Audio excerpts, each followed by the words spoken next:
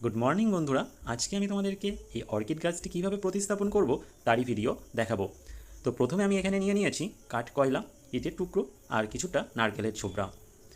এই তিনটে উপাদানকে আমি বেশ খানিকক্ষণ সাবগোলা জলের মধ্যে চুবিয়ে রেখে দেবো, যাতে এর থেকে কোনো রকম ছত্রাক আমার গাছকে আক্রমণ করতে না পারে। এই টুকরোগুলো যাতে ছড়িয়ে ছিটিয়ে না যায় তার জন্য আমি এই অর্কিড পটিংয়ের মধ্যে টুকরোগুলোকে ভরে নিলাম এবং 10 থেকে 20 মিনিট পর্যন্ত আমি এই সাবগোলা জলের মধ্যে রেখে দেবো। তোমরা যখন ইটের টুকরোগুলোকে ছোটো ছোটো করবে তখন অবশ্যই তোমাদের হাতের দিকে খেয়াল রাখবে, না হলে আমার মতো এরকম বিপদ ঘটে যেতে পারে। 10 থেকে 20 মিনিট পার হওয়ার পর আমি এই পটটিকে তুলে নেব এবং 2 থেকে 3 মিনিটের জন্য অর্কিড গাছটিকে এই সাবগোলা জলের মধ্যেই চুবিয়ে রেখে দেব।